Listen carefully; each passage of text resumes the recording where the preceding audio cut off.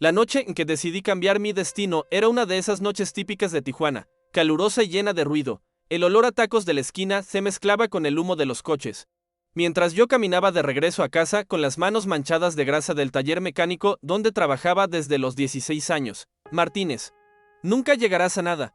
Las palabras del profesor Ramírez seguían resonando en mi cabeza como un eco interminable. Aún recuerdo su mirada de desprecio cuando vio mis calificaciones en matemáticas. No todos nacimos para estudiar, me dijo frente a toda la clase del Colegio Nacional de Educación Profesional de Tijuana. Esa noche, mientras cenaba frijoles recalentados en nuestra pequeña casa en la colonia Libertad.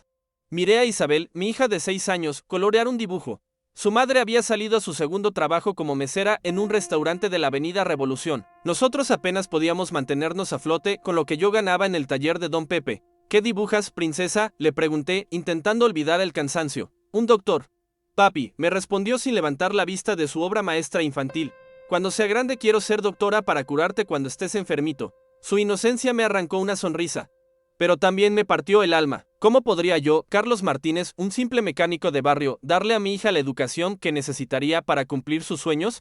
Yo mismo había abandonado los míos hace tiempo. 2 semanas después, Isabel comenzó con una fiebre que no cedía. Al tercer día, cuando su pequeño cuerpo ardía como brasas y sus ojos perdían brillo, la desesperación me invadió. No teníamos seguro médico privado, así que corrimos al Hospital General del IMSS, donde esperamos 7 horas antes de que un médico nos atendiera. Es una infección fuerte, diagnosticó el doctor, sin siquiera mirarnos a los ojos, escribiendo la receta con prisa. Antibióticos y mucho líquido. Siguiente paciente. Durante 3 días dormí en una silla junto a la cama de Isabel en aquel hospital abarrotado. Observé cómo las enfermeras corrían de un lado a otro, siempre insuficientes para tantos pacientes. Vi médicos agotados que apenas tenían tiempo para revisar a cada enfermo. Una noche, mientras le ponía paños húmedos en la frente para bajarle la temperatura, Isabel abrió sus ojos, brillantes por la fiebre. Papá, ¿por qué no hay suficientes doctores buenos? Su pregunta inocente cayó sobre mí como un rayo. Porque es difícil convertirse en doctor, mi amor, le respondí, acariciando su cabello empapado en sudor. Tú podrías ser un doctor bueno.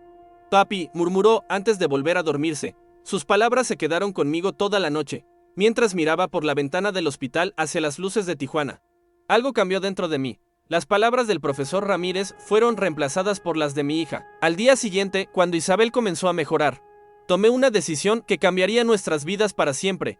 Busqué en mi bolsillo los 20 pesos que me quedaban y compré un cuaderno en la tienda del hospital. Esa misma noche, mientras Isabel dormía, comencé a estudiar. No sabía cómo, no sabía cuándo, pero en ese momento hice una promesa silenciosa frente a mi hija dormida. Yo, Carlos Martínez, sería médico. Lo que no imaginaba era el precio que tendríamos que pagar por ese sueño, ni que el camino estaría lleno de sacrificios que pondrían a prueba no solo mi inteligencia, sino mi corazón.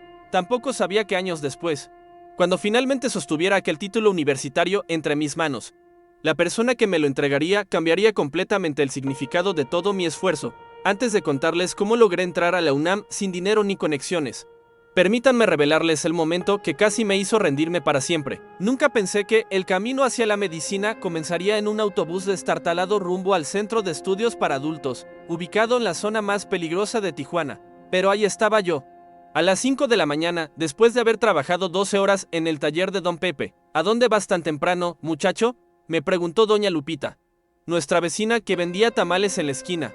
¿Estás loco, Carlos? Trabajas todo el día y ahora te vas a estudiar. ¿Cuándo duermes? Me encogí de hombros con una sonrisa cansada. Dormir es un lujo que no puedo permitirme por ahora. Doña Lupita, las cosas grandes requieren sacrificios grandes. Lo que no le confesé a doña Lupita era que apenas dormía 3 horas cada noche. Llegaba del taller a las 8. Pasaba tiempo con Isabel hasta que se dormía y luego estudiaba hasta la medianoche. Me levantaba a las 4 para estudiar 1 hora más antes de ir al centro de adultos. Idea y directamente al taller. Mi esposa Lucía no entendía mi repentina obsesión. Carlos, ¿estás loco? ¿Médico? ¿A los 32 años? Ni siquiera terminaste la prepa. Por eso estoy estudiando para obtener mi certificado, le respondía mientras hojeaba mis libros de biología prestados de la biblioteca pública. ¿Y cómo pagarás la universidad? Apenas nos alcanza para comer, insistía ella con preocupación legítima.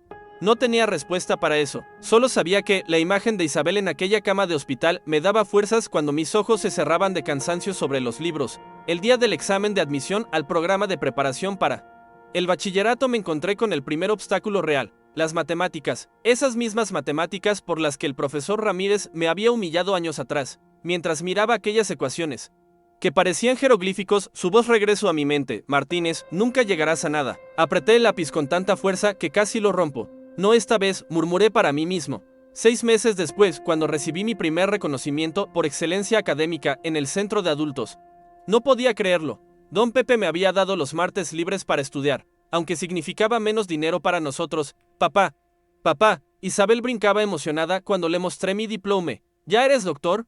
No, princesa, apenas estoy comenzando, le expliqué, pero algún día lo seré. Fue entonces cuando llegó el golpe que casi destruye todo. Una noche, al regresar de estudiar, encontré a Lucía con las maletas hechas. Su rostro mostraba una mezcla de tristeza y determinación. No puedo más. Carlos, dijo con voz quebrada, estás obsesionado. Ya no te vemos. Isabel pregunta por ti todas las noches. Y estamos más pobres que nunca desde que trabajas menos horas.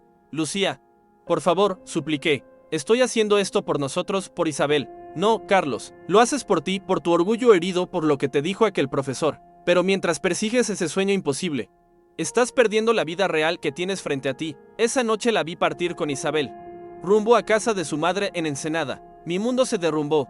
Durante 3 días no pude levantarme del piso donde me había quedado tirado, rodeado de mis libros y sueños rotos. Al 4.º día, recibí una llamada que cambiaría mi rumbo nuevamente. Era el profesor Valdés, mi maestro de biología en el centro de adultos. Martínez, hay una beca especial para personas en tu situación. La UNAM tiene un programa para estudiantes adultos con circunstancias extraordinarias. Necesito tu solicitud mañana. La esperanza volvió a encenderse, pero una duda me atormentaba. ¿Valía la pena perseguir este sueño si perdía a mi familia en el proceso? Antes de seguir contándoles sobre mi decisión y cómo terminé reencontrándome con el profesor Ramírez en la Facultad de Medicina, quiero recordarles que, si están disfrutando esta historia, por favor verifiquen que siguen suscritos al canal, ya que YouTube últimamente ha estado quitando suscripciones sin avisar. Su apoyo con un like me anima a seguir compartiendo esta historia que cambió mi vida para siempre. Lo que sucedió después con Lucía e Isabel fue algo que jamás imaginé. Cuando finalmente reuní el valor para ir a Ensenada a buscarlas, me encontré con una situación que pondría a prueba no solo mi determinación académica, sino mi capacidad de perdonar lo imperdonable. El viaje a Ensenada fue el más largo de mi vida. El camión avanzaba por la carretera costera mientras mi corazón latía como si quisiera escapar de mi pecho. Llevaba conmigo 2 cosas, la carta de aceptación al programa especial de la UNAM y un pequeño oso de peluche para Isabel. Cuando llegué a la casa de mi suegra, Doña Carmen, su mirada me atravesó como un cuchillo. Carlos, no deberías estar aquí, me dijo con frialdad. Lucía necesita tiempo. Solo quiero hablar con ella, por favor, supliqué desde el umbral de la puerta, con los pies clavados en el suelo de tierra rojiza. Fue entonces cuando la vi. Isabel salió corriendo desde el interior de la casa, con su cabello negro rebotando sobre sus hombros. Papá, papá, gritó, lanzándose a mis brazos. La abracé tan fuerte que temí romperla. Princesita, te extrañé tanto, susurré contra su cabello que olía a champú de manzanilla. Mami está triste todo el tiempo, me dijo en voz baja, como quien comparte un importante secreto. La abuela dice palabrotas sobre ti cuando creen que no escucho. Me tragué el nudo en la garganta. Lucía apareció en la puerta, con ojeras marcadas y más delgada de lo que la recordaba. Nuestras miradas se encontraron y pude ver el conflicto en sus ojos. Carlos, dijo simplemente, ni bienvenida ni rechazo. Le mostré la carta con manos temblorosas. Me aceptaron, Lucía, con beca completa. Ella tomó el papel, su expresión indescifrable mientras lo leía. Felicidades, respondió secamente, devolviéndomelo. Pero eso no cambia nada. Cambié el turno en el taller, expliqué apresuradamente. Don Pepe me dejará trabajar solo por las mañanas. Estaré en casa todas las tardes con Isabel. Y los fines de semana completos. ¿Y cuándo estudiarás para la universidad?, preguntó, cruzando los brazos. Te conozco. Carlos, te matarás estudiando de noche. Seguirás siendo un fantasma. Esta vez será diferente, prometí. Encontré un departamento más cercano al campus, en la Colonia Roma. Es pequeño, pero en la Ciudad de México. Su voz se quebró. ¿Quieres que nos mudemos a la capital? No había pensado en cómo sonaría para una familia de Tijuana. Mudarse a la Ciudad de México era como irse a otro planeta. El miedo en su rostro era evidente. Fue entonces cuando Isabel, que seguía en mis brazos, dijo algo que cambió todo. Yo quiero que papá sea doctor para que cure a niños como yo. Un silencio pesado cayó entre nosotros. Lucía desvió la mirada, pero pude ver que sus ojos se habían humedecido. Ella sabía, como yo, Que todo había comenzado con la enfermedad de Isabel 3 años atrás, aquella terrible noche en el Hospital General de Tijuana cuando casi la perdimos por una negligencia médica. Necesito mostrarte algo, dijo finalmente Lucía. Me llevó al interior de la casa, a la pequeña habitación que compartía con Isabel. Sobre la cama había un cuaderno de dibujos. Isabel ha estado dibujando esto durante semanas. Abrí el cuaderno y sentí que me quedaba sin aire. Página tras página, Isabel había dibujado a un hombre con bata blanca, atendiendo a niños en un hospital. En cada dibujo, el doctor tenía mi rostro. Ella cree en ti más que tú mismo, murmuró Lucía. Pero tengo miedo, Carlos. Miedo de ir a la capital, miedo de que te pierdas en los estudios y nos olvides. Miedo de que fracases y termines más destrozado que antes. Tomé sus manos entre las mías. También tengo miedo, confesé. Pero más miedo me da no intentarlo y que Isabel crezca viendo que su padre se rindió ante el primer obstáculo. Esa noche, mientras Isabel dormía, Lucía y yo hablamos hasta el amanecer. Le conté sobre el profesor Ramírez y cómo sus palabras me habían perseguido toda la vida. Le hablé de mi promesa silenciosa cuando sostuve a Isabel en el hospital, jurando que un día yo estaría del otro lado, salvando vidas. 3 semanas después, estábamos desempacando nuestras pocas pertenencias en un departamento de 45 metros cuadrados en la Colonia Roma. El ruido de la ciudad era ensordecedor, tan diferente a la tranquilidad de las noches en Tijuana. Isabel estaba emocionada con su nueva escuela. Lucía había conseguido trabajo en una panadería cercana. El primer día de clases fue como entrar a un mundo ajeno. A mis 33 años, era por mucho el estudiante más viejo del grupo. Las miradas curiosas me seguían mientras avanzaba por los pasillos de la Facultad de Medicina. Fue durante la clase inaugural cuando lo vi. El profesor Ramírez, con más canas y arrugas, pero con la misma mirada severa, estaba allí, al frente del auditorio. Mi corazón se detuvo. De todos los lugares del mundo, él seguía allí, como un fantasma de mi pasado que se negaba a desaparecer. Algunos de ustedes no sobrevivirán al primer semestre, dijo con aquella voz que recordaba tan bien. La medicina no es para débiles, ni para mediocres. Nuestras miradas se cruzaron por un instante. No hubo reconocimiento en sus ojos. Para él, yo era solo otro rostro en el mar de estudiantes. Pero para mí, él representaba todo lo que había jurado superar. Esa noche, mientras cenábamos frijoles con huevo, nuestra cena económica de los martes, le conté a Lucía sobre el reencuentro con Ramírez. Es como si el destino me estuviera poniendo a prueba, le dije, o dándote la oportunidad perfecta de demostrar que estaba equivocado, respondió ella, con una nueva chispa de determinación en su mirada. Antes de continuar contándoles cómo sobrevivía ese primer semestre y el extraño incidente que cambió mi relación con el profesor Ramírez para siempre, quiero recordarles que pueden verificar si siguen suscritos al canal, ya que YouTube ha estado eliminando suscripciones últimamente. Si esta historia les está gustando, dejen su like para que pueda seguir compartiéndola con ustedes. Lo que ocurrió durante el examen parcial de anatomía fue algo que nadie, ni en mis más locos sueños, podría haber anticipado. Ramírez se acercó a mi mesa y lo que dijo en voz baja mientras revisaba mi examen hizo que la sangre se me helara en las venas. El examen de anatomía era mi pesadilla, no solo porque la materia era compleja con cientos de términos en latín que debía memorizar, sino porque el profesor Ramírez parecía disfrutar haciéndola aún más difícil. Aquel día, mientras todos dibujábamos laboriosamente el sistema nervioso periférico, sentí su presencia detrás de mí antes de verlo. Martínez. No, su voz me sobresaltó. No había esperado que supiera mi nombre. Su técnica de sombreado es peculiar. Nunca había nadie dibujar así en mis 40 años de docencia. Continuó observando mi trabajo en silencio. Podía sentir su respiración sobre mi cuello mientras mi lápiz temblaba ligeramente. Entonces, inclinándose más cerca, murmuró algo que me dejó paralizado. Tijuana, 2005. Colegio Nacional. Usted era aquel muchacho de la última fila, ¿verdad? El lápiz se me cayó de la mano.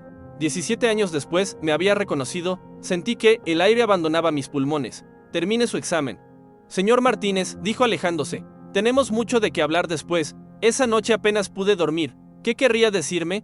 ¿Intentaría hundirme nuevamente? Lucía notó mi inquietud. ¿Qué pasa, Carlos? Estás más pálido que cuando hiciste tu primera disección. Le conté sobre el encuentro. Ella apretó mi mano con fuerza. Enfréntalo. Mi amor, ya no eres aquel niño asustado. Al día siguiente, esperé fuera de su despacho como un condenado esperando sentencia. Cuando por fin me invitó a pasar, me sorprendió encontrar la oficina llena de fotografías familiares y no el frío santuario académico que había imaginado. Siéntese, Martínez, dijo, señalando una silla frente a su escritorio. ¿Sabe por qué lo reconocí ayer? Negué con la cabeza, incapaz de articular palabra, porque llevo 17 años arrepintiéndome de cómo lo traté. Sus palabras me golpearon como un puñetazo inesperado. El profesor continuó, hace 10 años. Mi hijo abandonó la secundaria. Cuando le pregunté por qué, me dijo algo que me destrozó: ¿para qué esforzarme si me dices que nunca llegaré a nada, como tú le decías a tus alumnos? Fue como verme en un espejo. Antes de seguir contándoles la revelación que cambiaría mi relación con Ramírez, quiero recordarles que verifiquen sus suscripciones al canal, ya que YouTube ha estado eliminando suscripciones sin avisar. Si esta historia les está tocando el corazón como tocó el mío, déjenme su like para continuar compartiéndola. Martínez. He visto su expediente. Trabajador de taller, padre a los 26, sin educación formal hasta hace poco, y aún así está entre los 5 mejores de la clase. Lo que usted está haciendo es extraordinario. Y necesito pedirle un favor. Sus palabras me dejaron atónito. ¿El profesor Ramírez pidiéndome un favor a mí? Mi hijo vive en Guadalajara ahora, abandonó sus estudios y trabaja en una gasolinera. Quiero que hable con él. Quizás su historia pueda inspirarlo como no pude hacerlo yo. Salí de aquella oficina con una mezcla confusa de emociones. La persona que más había temido durante años ahora me veía como un ejemplo. Esa noche, mientras Isabel dormía y Lucía preparaba la masa para el pan del día siguiente, reflexioné sobre cómo los círculos de la vida a veces se cierran de maneras inesperadas. Lo que no sabía entonces es que ese encuentro con el hijo de Ramírez en Guadalajara cambiaría nuestros destinos de formas que nadie podría haber imaginado. Y que Isabel jugaría un papel crucial en una decisión médica que pondría a prueba todo lo que había aprendido hasta entonces. Nunca imaginé que aquel viaje a Guadalajara cambiaría tantas vidas. Miguel, el hijo del profesor Ramírez, tenía la misma mirada perdida que yo a sus 20 años, entre los surtidores de gasolina y con olor a combustible. Le conté mi historia mientras comíamos tacos al pastor en un puesto cercano. ¿De verdad mi padre te pidió que hablaras conmigo?, preguntó incrédulo. La gente cambia. Miguel, tu padre lleva años arrepentido. 3 meses después, Miguel se matriculó en la Facultad de Ingeniería de la UNAM. El profesor Ramírez se transformó ante mis ojos, volviéndose mi mentor. Durante mi residencia en el Hospital General de Ciudad de México, fue él quien me recomendó para casos complejos. Pero el verdadero milagro ocurrió 5 años después. Isabel, mi hija, ya era una adolescente brillante cuando el destino nos puso a prueba. Miguel sufrió un accidente que dañó severamente su médula espinal. Los médicos decían que jamás volvería a caminar. Papá, ¿recuerdas aquel artículo sobre regeneración nerviosa que discutimos?, me preguntó Isabel una noche, mostrándome sus anotaciones sobre una técnica experimental. Mi hija había estado investigando por su cuenta, fascinada por la medicina desde pequeña. Sus notas revelaron un enfoque que ningún médico había considerado. Cuando presenté su propuesta al equipo médico, al principio se mostraron escépticos. Es solo la idea de una chica de 16 años, dijeron. Pero el profesor Ramírez, ahora jefe del departamento, revisó la propuesta. Esta chica tiene el mejor ojo clínico que he visto en décadas. Hoy, 10 años después, Miguel camina con ayuda mínima. Isabel es estudiante de medicina en la misma universidad donde yo me gradué. Y en la ceremonia de mi doctorado, cuando recibí el título de manos del decano, vi a mi hija en primera fila, sonriendo, por el doctor Carlos Martínez, quien nos enseñó que nunca es tarde para convertir el rechazo en inspiración. Leyó el decano. Mi mirada se cruzó con la del profesor Ramírez, ahora jubilado. Nos unía un lazo invisible, tejido a través del tiempo y las segundas oportunidades. A veces pienso en aquel muchacho de Tijuana, al que le dijeron que jamás llegaría a nada. Si pudiera viajar en el tiempo le diría, sigue adelante. Algún día tu propia hija te entregará el título que creías imposible. Si esta historia te conmovió, recuerda que todos merecemos una segunda oportunidad. Suscríbete para más relatos de perseverancia y comparte este mensaje con alguien que necesite recordar que su pasado no define su futuro. Gracias por acompañarme en este viaje lleno de inesperadas. Bendiciones.